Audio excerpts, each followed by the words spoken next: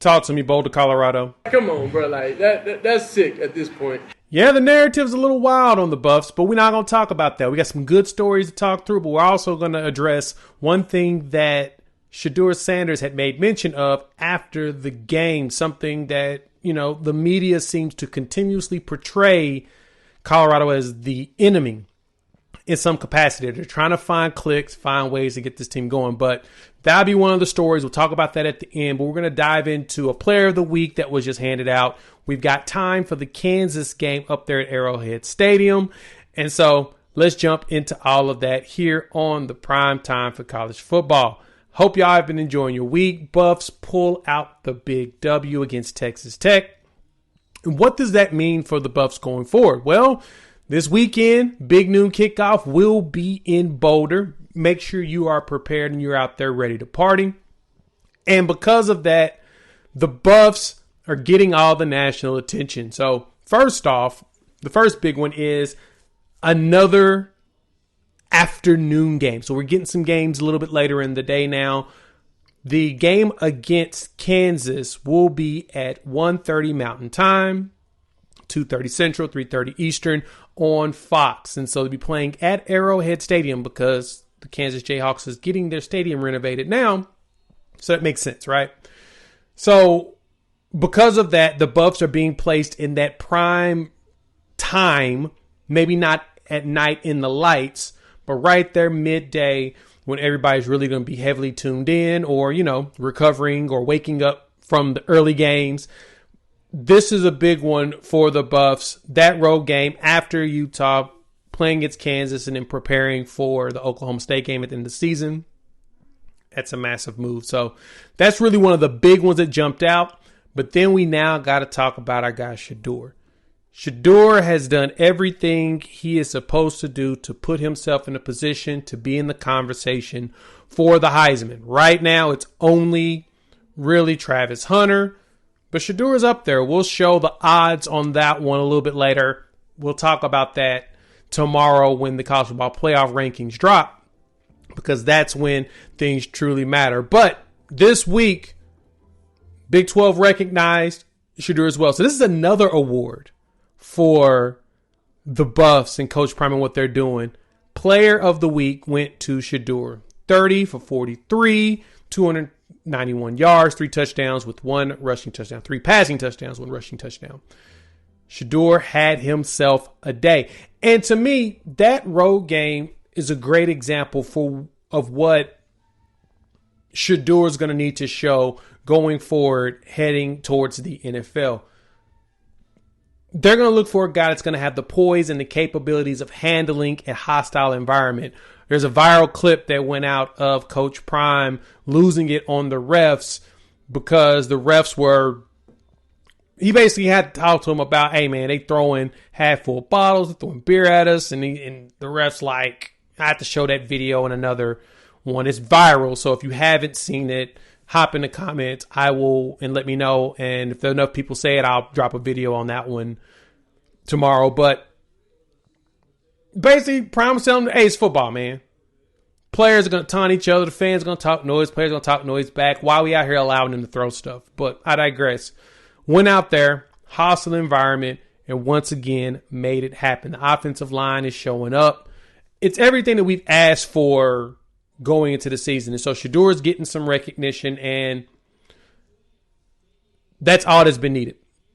As long as everybody's getting their recognition and they're able to showcase their skill set, boom, we happy. But the problem is that the way Colorado plays, which is they play really hard, they listen to their coaches, and they talk smack back. They're not going to let you talk noise to them and them not respond. Folks don't like that. So there was a big time narrative that went out. Some dude posted on social media about Colorado. And we're going to talk about that now because this was wild to me. He basically tried to say, and you saw the clip at the beginning, that I always intro with something interesting from what's going to come from the show. But they wanted to do like a collab on like a shirt with Texas Tech for the flag. And of course, Sheduer took exception to it. And so what he said this is what he said in the presser, and I'll explain kind of what went down. The CU don't like, what is it, the flag. The flag or something. It's like, come on, bro. Like that's sick at this point.